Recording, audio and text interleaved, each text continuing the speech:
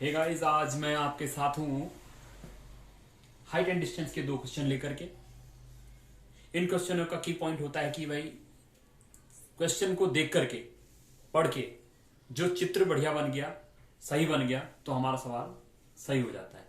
उसके साथ ही त्रिकोणमितीय विशेष मानों की जो टेबल होती है वो हमें याद होनी चाहिए। साथ ही ये भी क्लियर हो जाना चाहिए कि भाई जो हम त्रिकोणमितीय अनुपात दे रहे हैं वो कौन कौन सी भुजाओं का अनुपात है। तो आइए देखते हैं।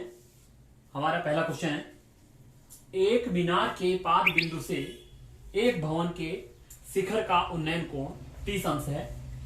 मीनार और क्या है, और भवन के पाद बिंदु से मीनार के शिखर का उन्नयन कोण 60 अंश है। तो मीनार के पाद बिंदु से भवन के शिखर का उन्नयन कोण 30 है और भवन के पाद बिंदु से मीनार के शिखर का उन्नयन कोण 60 है। तो जो कोण बड़ा है तो बड़ा कोण है, तो मतलब वो चीज बड़ी होगी, तो उससे मतलब क्लियर पता चल रहा है कि मीनार के आम पे बड़ी है और भवन छोटा है और वो आमने सामने है। ये मैंने भवन लिया, भवन के पाद बिंदु से मीनार के शिखर का कोण 60 अंश और मीनार के पाद बिंदु से भवन के शिखर का उन्नयन कोण 30 अंश है। ये क्लियर बात है। और दे रखा है कि यदि मीनार की ऊंचाई क्या है 50 मीटर है तो भवन की ऊंचाई हमें ज्ञात करनी है।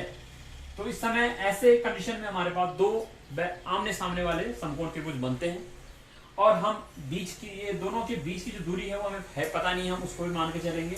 और इधर हमें 50 दे रखा है और यहाँ हम लिख लेंगे कि माना हमारा जो वो भवन है उसकी ऊंचाई h मीटर है।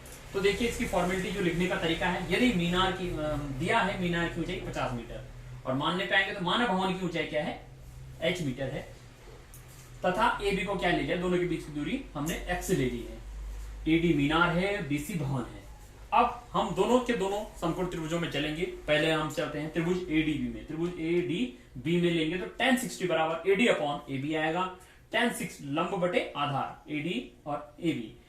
tan 60 √3 है, √3 लिख दिया। AD का वैल्यू 50 है और AB हमने x माना है, तो कुल मिला के x बराबर 50 बटे √3 मीटर हमारे पास आ गया है। ये निकालना नहीं था, मैंने जो माना था उसको ले लिया। तो इससे समीकरण नंबर 1 हम इसको A मान के चलेंगे, रिलेशन A, क्योंकि हमें हमारा जो मेन टारगेट है उसमें ये हेल्प करने वाला है। अब हम संपूर्ण त्रिभुज A B और C में चलेंगे, ACB जिसे कह रहे हैं हम। तो tan 30 = BC अपॉन AB, लंब बटे आधार। tan 30 1 अपॉन √3, तो 1 upon √3 = h upon x, x h √3 आ जाएगा और h का हमें वैल्यू निकालना है तो h बराबर हो जाएगा x बटे √3। अब क्या कर लेंगे, इसमें और इसमें रिलेशन बना करके, क्योंकि x का वैल्यू यहां रख देंगे, तो सम a से जो a रिलेशन बनाया है उससे x का मान इसमें रखेंगे।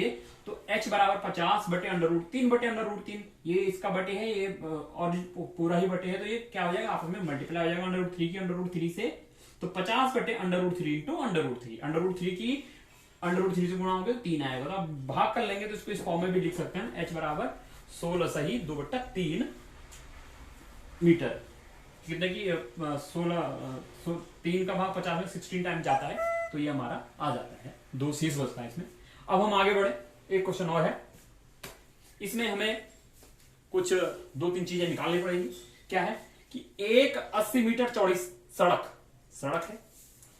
कल्पना करनी पड़ती है सड़क की, कि सड़क किस प्रकार से, सड़क की कल्पना करें सभी इसको समझने के लिए। दोनों ओर आमने सामने समान लंबाई के खंभे लगे हैं। दोनों तरफ आमने सामने समान लंबाई की सड़क है।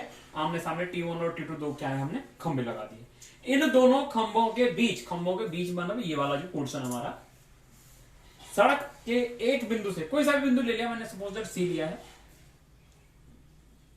शिखर से खंभों के शिखर के उन्नयन कोण 60 व 30 है। तो अब खंभे तो बराबर है लेकिन बिंदु नजदीक होगा तो कोण बड़ा बनेगा। तो हमने इसके नजदीक है तो हमने 60 इधर का दे दिया और दूसरी तरफ क्या है 30 है। तो क्या ज्ञात करना है, हमें खंभों की ऊंचाई ज्ञात करनी है और साथ साथ में हमें ये भी निकालना है कि जो पॉइंट है ये किस खंभे से कितनी दूरी पर है। तो हमने मान लिया भाई कि खंभों की ऊंचाई क्या है h है और माना वो T1 से क्या है वो बिंदु x दूरी पर है। तो दूसरी जो दूरी होगी टोटल 80 है, तो 80 - x वो हो जाएगी। तो ये लिखने का तरीका कि दिया है AB बराबर 80 मीटर है और मान लेंगे कि खंभों की ऊंचाई h मीटर है तथा AC बराबर x लिया है तो CB 80 - x होगा। अब वही दो त्रिभुज है तो दोनों त्रिभुजों में काम करके हमें सॉल्यूशन मिलेगा।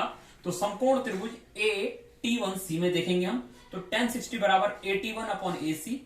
tan 60 का वैल्यू √3 होता है, AT1 H है और AC X है, तो √3 बराबर H अपॉन X, तो H is equal to X √3 हम कह लेंगे। दूसरा है समकोण त्रिभुज CT1B में, T2B में हम लेंगे तो tan, यहाँ 30 एंगल है तो tan 30 equal to T2B upon BC। tan 30 का 1 अपॉन √3 होता है, 1 upon √3 is equal to H upon ये 80 माइनस X है, 80 minus X is equal to H √3 हो जाएगा, तो H √3 equal to 80 minus X हम इसको पक्षांतर कर लेंगे।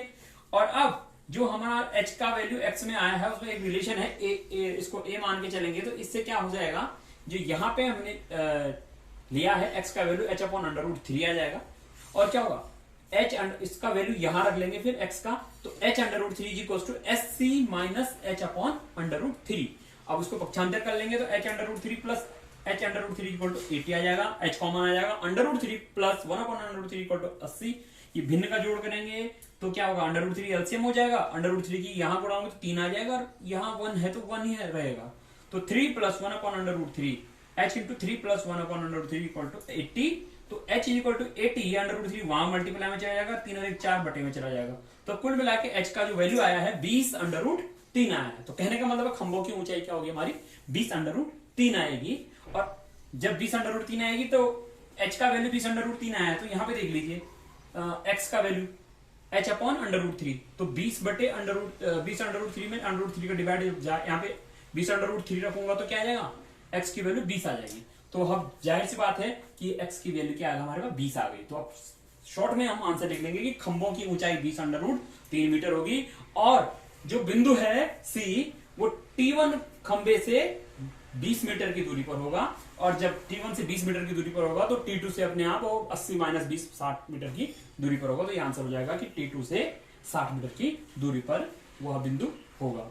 इस प्रकार से हम सवाल को पहले पढ़ते हैं, फिर ध्यान से उसका पिक्चर बनाते हैं, और पिक्चर के बाद अपना रास्ता देखते हैं कि कौन से, अगर सिंपल से वैल्यू निकल ले तो निकल जाए, नहीं तो हम किस प्रकार का रास्ता बना के जाएं, कैसे कैसे रिलेशन लेकर जाएं कि हमारा सॉल्यूशन हो जाए। अगर ये चीज हम अपने माइंड में विकसित कर लेते हैं तो तब हमें किसी भी की बुक या किसी आंसर शीट वाली बुक की जरूरत नहीं है कि हम किसी भी क्वेश्चन को उसमें हमें देखना पड़े।